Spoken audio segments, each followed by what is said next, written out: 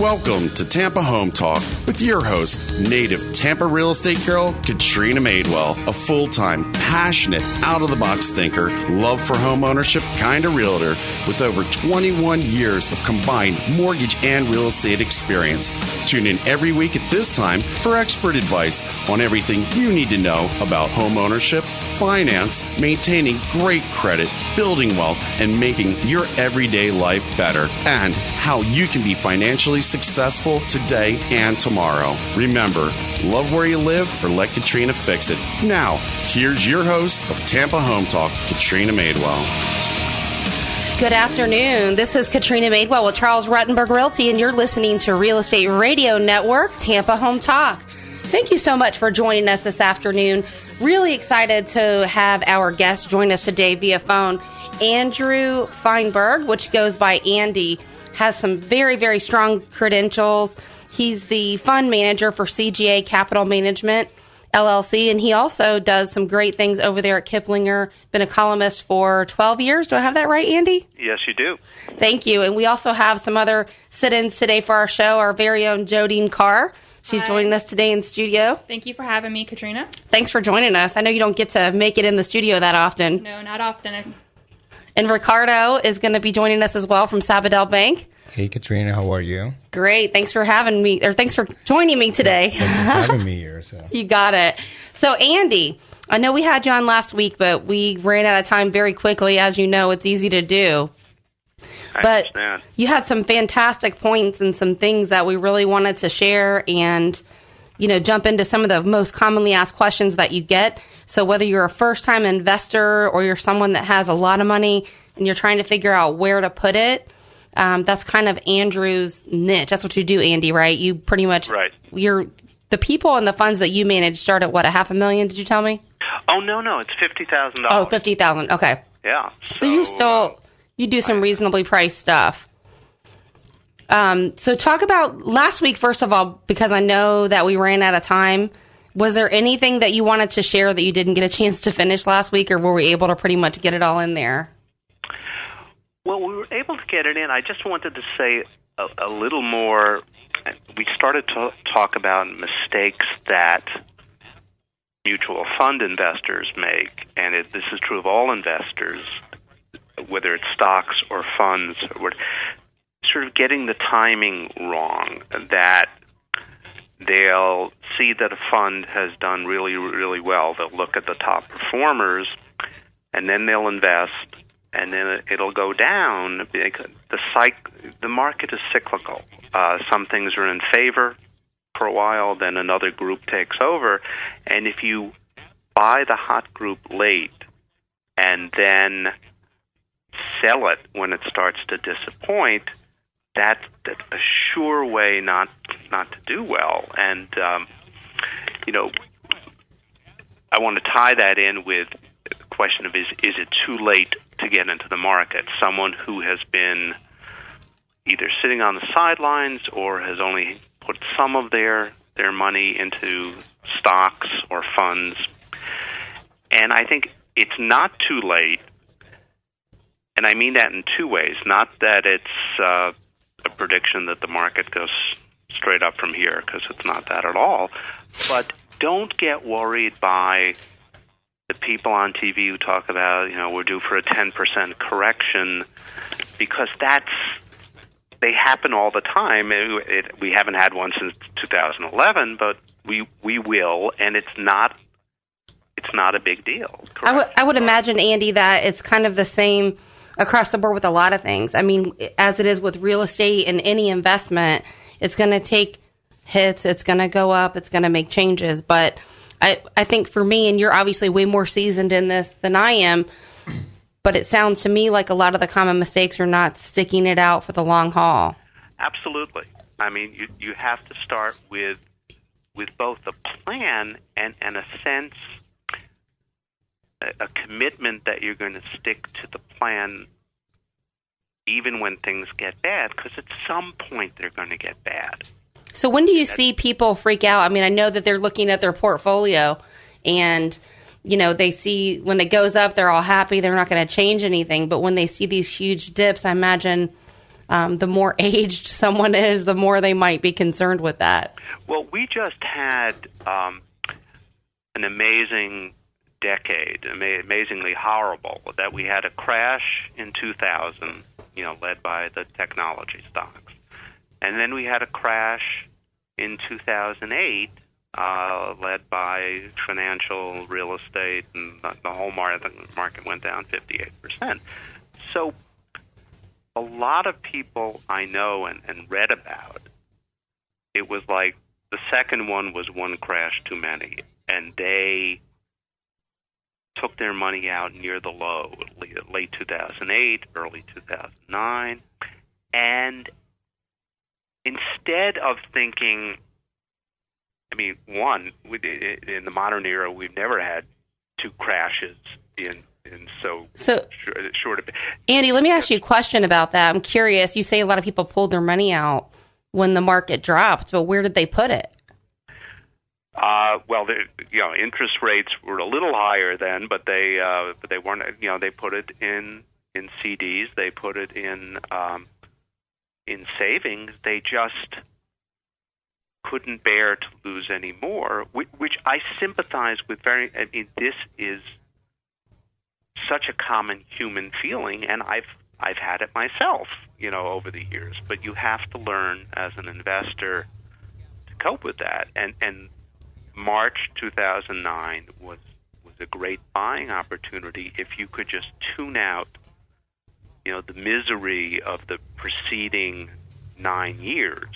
That would, it's interesting. I'm sure Warren Buffett's famous saying, the whole idea and the thought behind that is, like with anything, you want to buy when everyone else is selling and sell when everyone else is buying. That's right. And the it's one of the few things that is absolutely true about the market all the time, especially the buying when people are selling, that you get some ridiculous prices. And so then I read this, I was reading a few months ago in the Wall Street Journal, other places, people who had sat out the whole bull market, since March 2009, were now, tiptoeing back or putting money back in. And I felt so sad reading about, not that they're making a mistake now, but they made such a devastating mistake 5 years ago. And, part of my mission is to try to get, clients, friends, and people I talk to on the radio to be prepared for the ups and downs, and to weather it. It does always. The market always comes back. It will. It's I would like to relate that. Stocks don't always come right. back. We can talk about that later. Right. But I'd like to relate it to homeownership because I've done this my whole life. So like you, I know it very, very well. And the reality is, experience shows that in the long haul, real estate is a very good investment. And, people are always going to buy houses because they need a place to live. They're always going to buy land because it's a good investment, and they're not making any more. So even though it took a huge dip, a lot of people saw that, myself included, it does come back. It may take it some time, but it definitely comes back. Right. So speaking of which, I know, our experience from one of the things that you had on your list, because we always ask our guests, what are some of the top, 5 to 10 questions that you guys get every day that we could answer on the show. And I know you were talking about hedge funds and them, being a bad idea for investors. And from what we've seen as far as hedge funds and how this would relate to a lot of the general person listening and some, people that are my clients that I know listen to the show, their experience with hedge funds, if they don't invest a lot or maybe they're new, essentially they know that hedge funds are these companies that are coming in and they're buying properties that has kind of dried up the market. So the inventory the buyers have to pick from is kind of low. And it's on the flip side of that, it's put a lot of sellers in a position where they can actually sell their home now and the market's not so depressed. So I think they've kind of come in and cleaned up a lot of the mess a lot sooner than it would have taken to recover on its own. Well, that's one of the things good hedge funds are supposed to, is buy low and then, sell high. I think hedge funds have, obviously I'm biased. I run a hedge fund. But I think there are several misconceptions that people have about them. One is that they're all for the mega rich. And can we break down a hedge fund, Andy, real quick? So if you were explaining that in its most simplistic form, like what would you explain a hedge fund to be? It is, think of a mutual fund first. It is structured like a mutual fund that, a group of investors pool their money and put it in a fund. Hedge funds can do more things than most mutual funds, although these days some mutual funds do operate like hedge funds.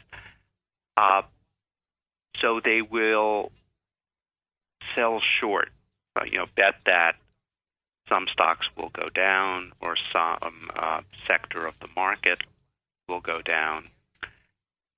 And one of the reasons, and some of them will bet on interest rates and currencies. I don't do that. I just do stocks. I don't do bonds at all. Gotcha. I do some short selling, but I'm mostly, a long investor. But, and I think that's one thing that scares people, that hedge funds can use a ton of leverage, of borrowed money. And I would tell any investor to, especially a new investor, to just avoid hedge funds that use a lot of leverage, because if they get it wrong, things can go very wrong. And not that it happens too often, but when it happens, people are very aware of the hedge funds that have blown up. And I think that's where part of the misconception that they're all gunslingers and right. They're shooting for great returns. In fact, the last 5 years of the bull market, hedge funds have been bad performers precisely because they've been hedged. Their average exposure to stocks has been like 35% or something like that. So their returns have trailed the market horribly. So how 5 years. How would an investor basically be able to tell the difference between a good hedge fund and or a bad hedge fund, or I should say, I guess, the people managing it really? Well, two things. One, you look at the record. Two, I would talk to the manager, and in my case, I think you've got my phone number up someplace. We do. We're going to post it actually on our show page, which is, if you just go to TampaHomeTalk.com. Also, we're on Facebook and Twitter at Tampa Home Talk. We're going to post Andy Feinberg's information so you can reach out to him directly. The other things you should look at are the fees. Hedge funds are known for having outrageous fees, and mine are much lower than average, but fees alone shouldn't disqualify someone if they have a great record. But the two things to avoid a fraud, one, find out where the stocks are held. Madoff succeeded as a fraud because he had custody of all the assets. And in my case, there were Goldman Sachs, and almost every hedge fund, did what happened, Morgan Stanley. So when you say where they're held, you want to know like the escrow account where the money's sitting. Yeah, and it's, I couldn't steal money from a client if I wanted to, because I can't withdraw money from their account. I can do it and send a check to them, but I can't send a check to me. Gotcha. And the other thing is to ask a question or two about the accounting firm. Madoff used this guy who had, he was the only client. It was sort of, who needs an accountant when everything's fraudulent anyway? Right. But it doesn't have to be one of the big four, but you should find out, how many clients do you have? How many? I would talk to the accountant. I would also talk to the administrator who just sends out the monthly statements, and very brief conversations, but just to find out that these are real people, and to find out that first and foremost you're not going to get defrauded, and whether the fund performs well is very important, but first make sure you're not operating with a crook, and then I would say avoid a fund that has a lot of leverage. Gotcha. Just because that increases the chance that something can go wrong.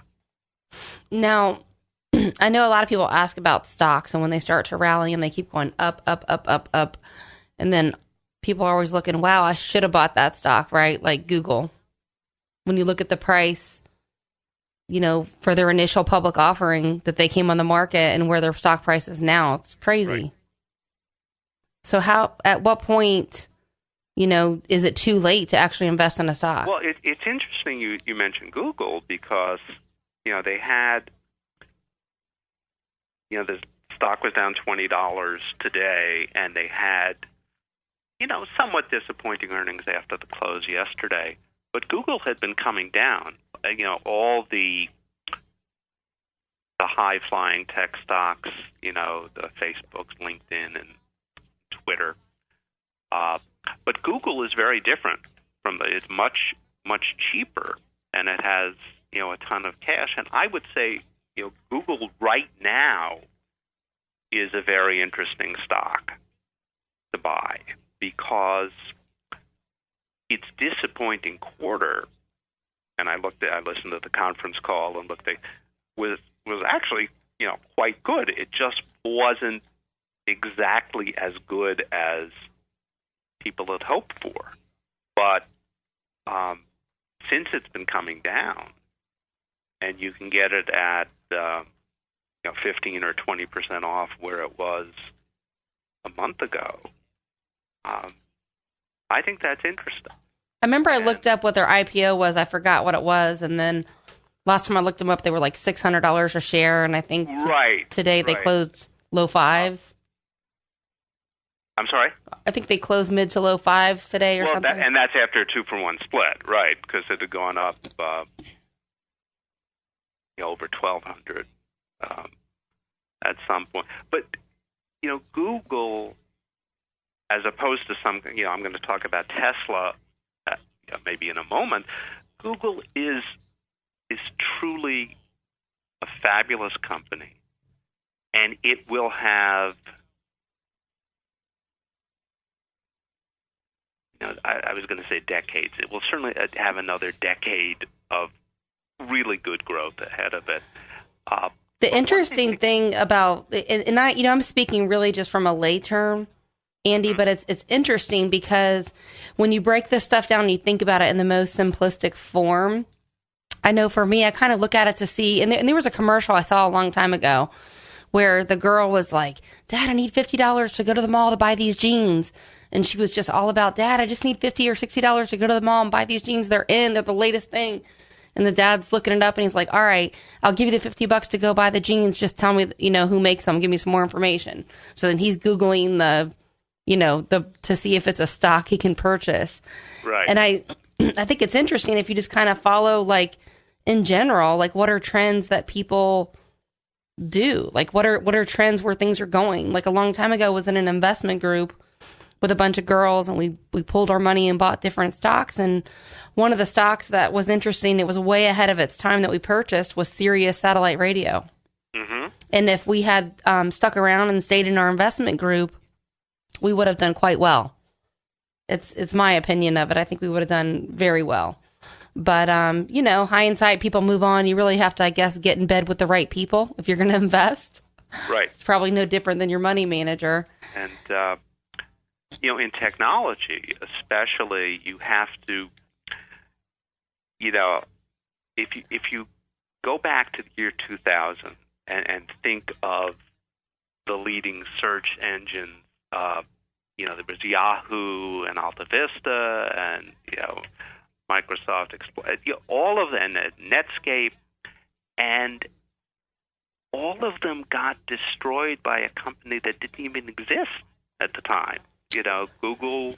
Well, it's funny because you have techies like me that, I remember when Google first came out and I started using it. It was such a good search engine. And at the time, a lot of people weren't even really on the web. They didn't really know what a search engine was, let alone how to use it. I would say PCs coming into the average home, like it was, around the Windows era, where more people starting to get one PC in the home.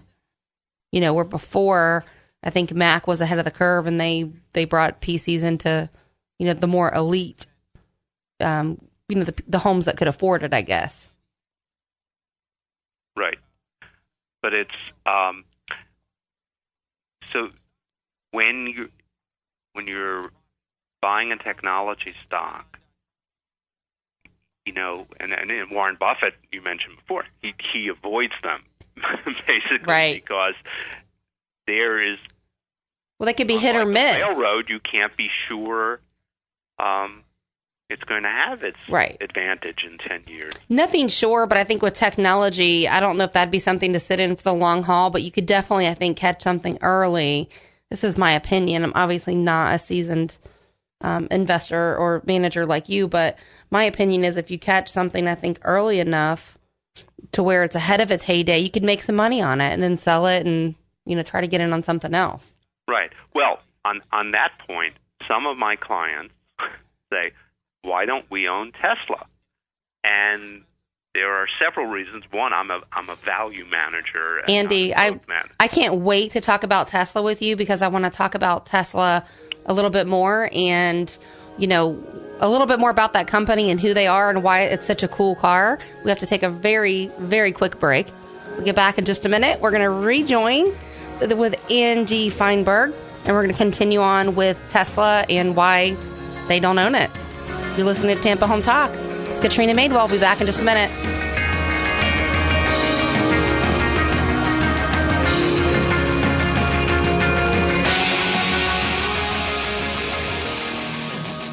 Curious what your Tampa home is worth? Here's an easy way to find out what homes like yours are selling for in today's market. Text the word value to 813-377-2775 for a free report on Tampa house prices.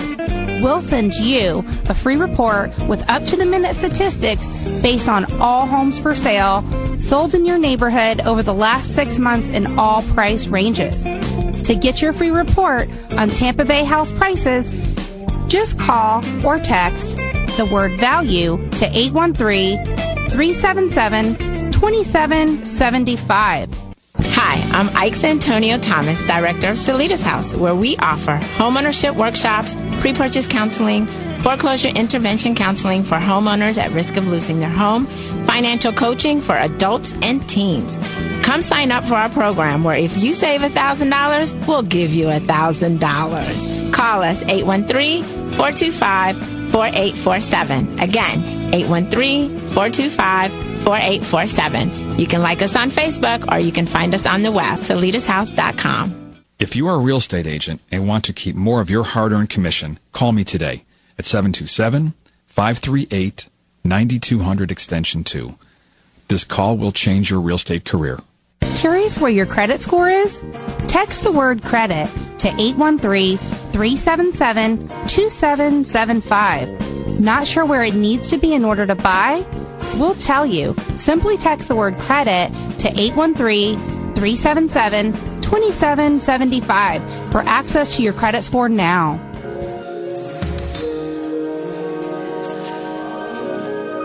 Welcome back to Tampa Home Talk. This is your host, Katrina Madewell with Charles Ruttenberg Realty, and you're listening to Tampa Home Talk on Real Estate Radio Network. We have our special guest joining us today, Andrew Feinberg. He goes by Andy. He manages you're the manager of CGA Capital Management, which is a hedge fund? Yes. Okay. And then we also have our very own Jodine Carr in studio with us today. Hello, guys. So Tesla. Let's talk about Tesla first of all. It's more than just a car, right? Right. It is. People. Let me back up 1 second, and this is a cautionary. People, not just investors, love stories. There have been all sorts of studies that when you have a jury, either a real jury or a pretend jury, the lawyer who uses a narrative to make his case does so much better than someone who has a disjointed, this witness here, this witness there. People love stories, and they love stories about stocks. And Tesla seems, like some other things, to have this open-ended growth possibility, that it can change the world. And, maybe it will. It's certainly part of an auto movement that I think will change the world. I think so too. Yeah, but exactly what its role in, already its value is coming close to that of General Motors. And, GM is spending another $250 million to, improve its Volt. Right. Who do you think their audience is? I mean, obviously, Tesla, their buyer, their consumer are people that, are in the sports car market. But I know that I've heard that they're go downscale. Right. That their plan is to bring something in that's more of the mid price range. And their cars are amazing because they don't use gas. You don't have to get an oil change. I mean, they have a tour of the Tesla store here where you can actually test drive them and get a bunch of information on them. It's a very, very neat organization. And from what I hear, everyone who does a test drive, whether they buy the car or not, they buy the stock because it's a good car, and which helps. It's quite a product, and it says something about you, that you're on the cutting edge, you're doing something good for the planet, et cetera, et cetera. Plus, it drives well, and you're not the kind of person who uses it for 1,000-mile trips all the time because it's less effective for that. But Tesla, when it was 40, might have been an interesting speculation. Now that it hit 200 and it has come back some, it is so highly priced, you can't know if it's a good investment.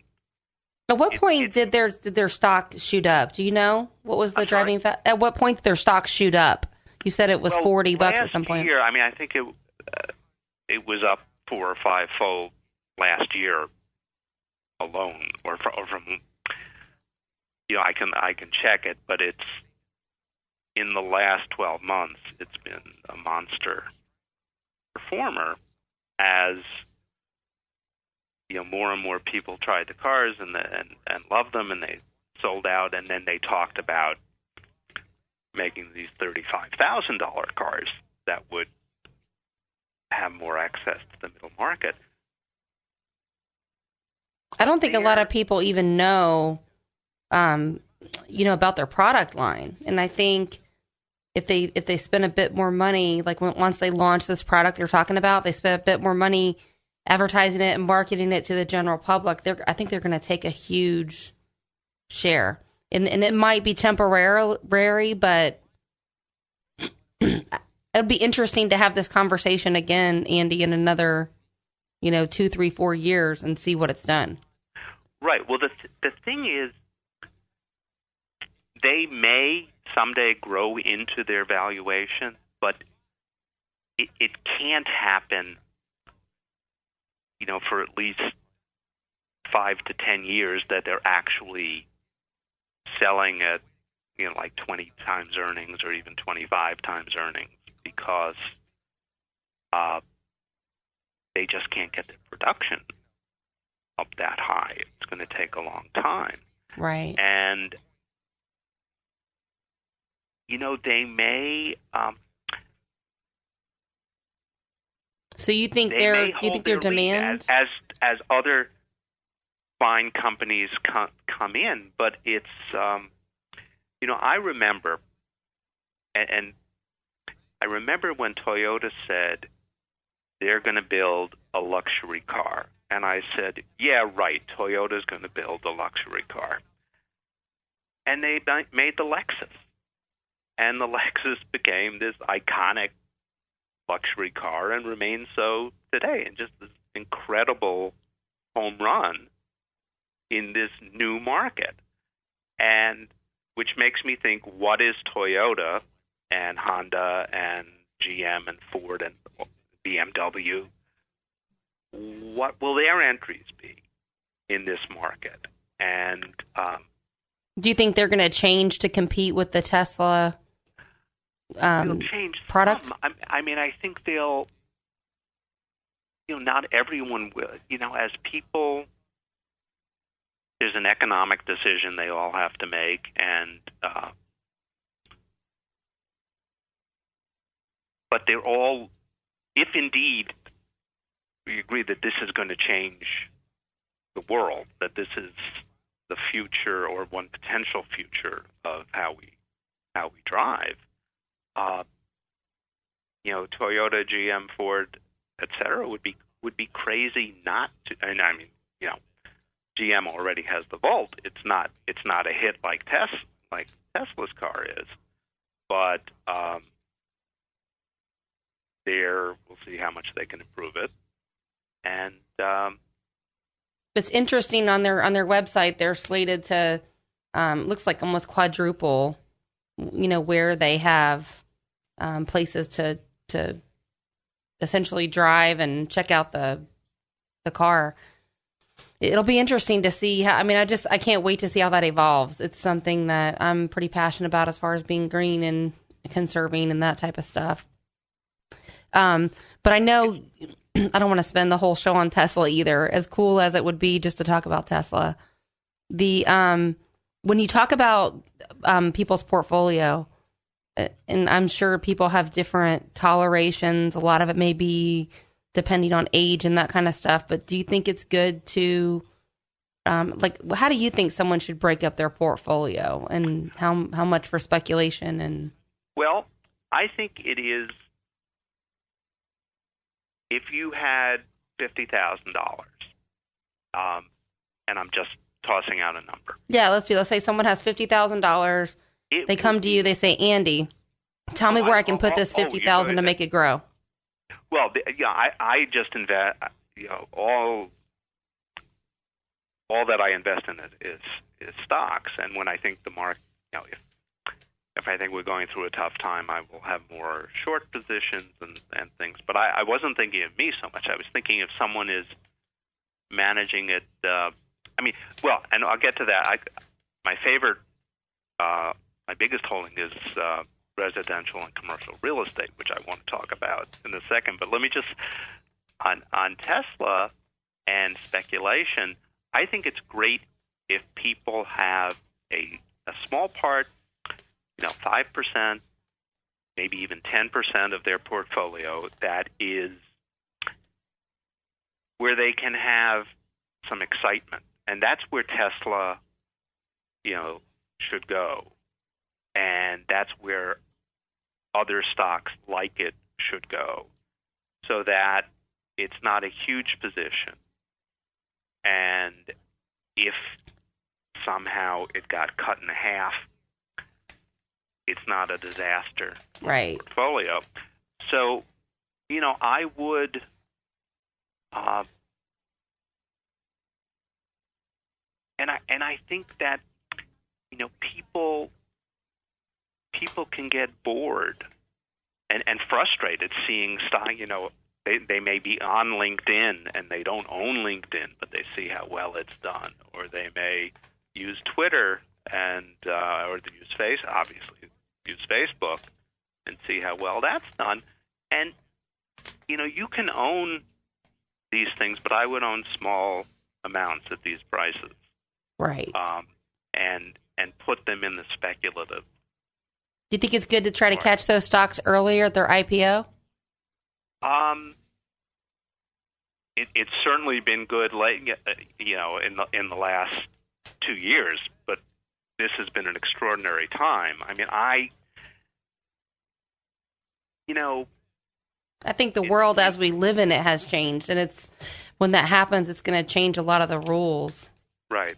I just want to remind people that in 2000, Google was 130, and now it's 36. 14 years later. The main reason for that. I'm sorry, Yahoo. Yahoo was. I was going to say that doesn't sound right to me. Sorry, Yahoo was 136, and now it's 36. And when you look at that from a consumer perspective, though, Andy, Yahoo doesn't offer any of the value-added service that Google does. No, and exactly, it's Google that took most of that value away, and I use Yahoo Finance and and I think they're a very bad company. I mean, they make things. Google makes things easy. Yahoo makes everything difficult. I don't know why, but they do. And like Amazon makes everything easy. Right. Those are the companies that excel. People, I mean, we live in the now generation. People want things. They want them now. They don't want to have to wait. And, they want to dive in and do it now. If they can get it now and it's easy, they're usually going to buy it, utilize that service. Right. But then to answer your question about where someone should put money, I would, you have to have, whether it's through funds or stocks or a money manager, some diversification. The largest segment real estate segment is 15% of my portfolio, and other financials are 15%. So I can't wait to dive into the real estate segment with you, Andy. We're going to take our last quick break of the show. When we come right back, we're going to dive right into the real estate part of it, and I can't wait to hear what you have to say. This is Katrina Madewell, your host with Charles Ruttenberg Realty. You're listening to Tampa Home Talk. We'll be back in just a minute.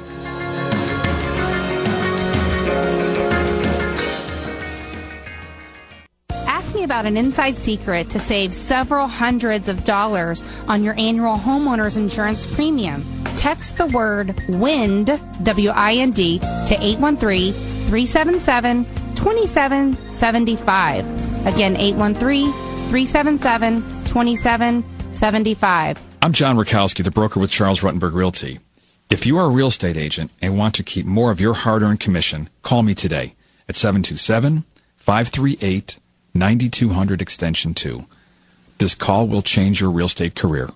My name's Carol Ost, representing the Realtors Care Foundation, DTAR. I'm the CEO there, and the foundation is existing to help with down payment assistance, and we gift up to $5,000 for the first-time home buyers to purchase a home in Hillsborough County. So please visit us at the Realtors Care of GTAR.org or call us at 813-879-7010. 813-879-7010. Hi, this is Aaron Davis, owner of Hillsborough Title. Hillsborough Title is a local, family-owned title agency here in Tampa Bay.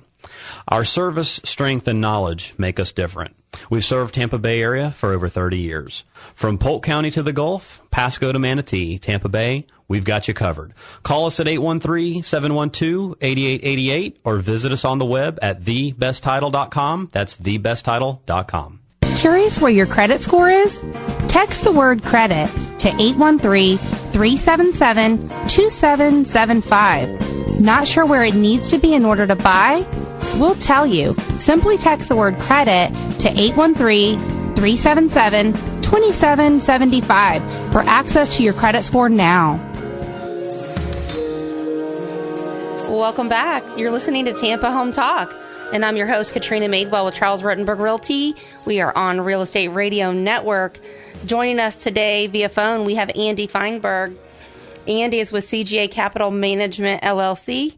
He's also been an author and a expert contributor for Kiplinger's for the last 12 years. And I know before we took a break, and it's been a fantastic, fantastic show. So if you missed any part of today's show, you'll definitely want to catch the whole thing on a podcast. Just search for Tampa Home Talk. You can also go to our website, Facebook or Twitter. We'll post them there, tampahometalk.com. So, Andy, where we left off, we were talking about Tesla and a bunch of other fantastic things, which I'm sure people are getting in and out of their car. They're going to want to come back and listen to the whole thing. But you said that you, as a money manager and a hedge fund manager, like real estate. Right. I mean, as a value manager, what I think, the housing cycle still has some years of growth ahead of it. Household formation has been so slow because so many people are living with their parents, right, who are in their late 20s or early 30s or whatever. But we're seeing a lot of that multi-generational housing too, Andy. And the interesting thing, and I had this conversation today with a brand new client, talking about dad moving from another state, and she's specifically looking for properties with detached in-law suites. Mm-hmm. We have a pretty big demand for that. And so we see a lot of that, cohabitate or like multi-generational housing. It's a little niche section of the market. Right. Well, even that, one, I think gradually people are going to move out, but I think that's probably a growing niche for several reasons. So my view of how to invest in real estate via the stock market is to, try to own companies that have a lot of land which is undervalued. They bought it cheap. And my biggest holding is called Howard Hughes. And Howard Hughes is a strange name for a company since he was, a lunatic CEO, as all people know. But they have an amazing property in Honolulu where they're building condo towers, and Mark Zuckerberg bought several of them in the first building. They own the South Street Seaport in New York, and they're redoing that now, and they're going to build a 50-story tower there. They own a huge amount of land outside Las Vegas called Summerlin, and Las Vegas is the property market is very strong. They also own master plan communities in Houston, and Houston has been one of the most powerful. Houston didn't even have a downturn, basically. It's boomed big time. I know a lot of people that have not only relocated there, but they just, like you said, they moved right on through any type of market drop. Well, because, what are some of the one mega trend is that we're, just about self-sufficient in energy. And the natural gas fracking boom has been great for Houston, where a lot of these companies are headquartered. And so, the stock's now about 140, and I think today it's worth $200, but it's going to grow because they have all this land they can either sell or develop with partnerships with other developers. And a similar company, much smaller, is called UPC, and that has land in California and Washington State.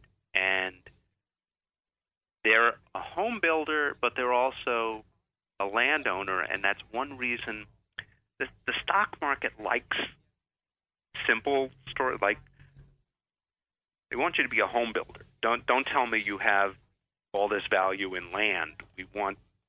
But the home builders have already run up so much. I don't own any of the pure home builders, the Lennars and whatever, because I think they may have gotten ahead of themselves. They're just such a powerhouse. I tell you, they, when you look at the the Kinst Report or the local real estate report here, they just dominate the market with regards to shares that they move. It seems like at any cost will move whatever they can. So it's just interesting to see if they have any type of shakeup or change in management that may substantially change what they're doing. And two other things that I'm very quick, is Radian, which is mortgage insurance. As the housing market improves, mortgage defaults are at their lowest level in 5 years, and they're declining. And I would not buy mortgage insurance stock personally. From what I see on the mortgage and the real estate side of it, and I started in the mortgage side many years ago. I mean, I try to educate my consumers, and you could probably even chime on this too, Ricardo, working for a bank, but I'm very anti-mortgage insurance. So if we can, if they don't have 20% to put down and we can find another way around it, doing a HELOC or something behind it, it's just a waste of money. It insures a lender against default. And I think... I don't like the product. The what? It's just, I don't have to like the product to like the stock. Right. But I mean, just for that reason, I think people are getting sharp to it. I mean, when you look at FHA mortgage insurance, for example, their insurance premiums have tripled. And as interest rates rise and homeownership affordability drops, I see the government trying to regulate that. Okay. In fact, I will look into that. The one other I want to mention, and it has a bad first name, but it's Sears Hometown and Outlet Stores. And, even though Sears has been, losing customers for years, it still has over $30 billion in sales. And these stores are franchised, and they sell the Kenmore products and the Craftsman products. And they're kind of like a scratch and dent, like an outlet, right? Well, I'm sorry? They're like a scratch and dent outlet type of thing where you can buy appliances that either didn't sell or scratch, that type of stuff. Yeah, but these are also, smaller. So as some of the big Sears stores are closing, they're opening up a lot of these Sears Hometown stores, which have a much smaller footprint, but you can still buy, washer dryer there. You can buy a stove. You can buy, your Craftsman tools. And are they publicly traded? Yeah, it's SHOS is the symbol, and it's $21, and I think it's a steal. That is one, because the plan there is to use the extra cash to buy back stock. They've already done some of it, and Eddie Lampert, who's CEO of Sears, when he was an investor in AutoZone went up 500% without growing same-store sales. They opened new outlets and took all their cash and just bought back stock. And I love companies that buy back a lot of stock when the price is low. A lot of companies, unfortunately, buy back stock when the price is high, and that makes no sense. I'm surprised you don't have anything to say about that, Jodine.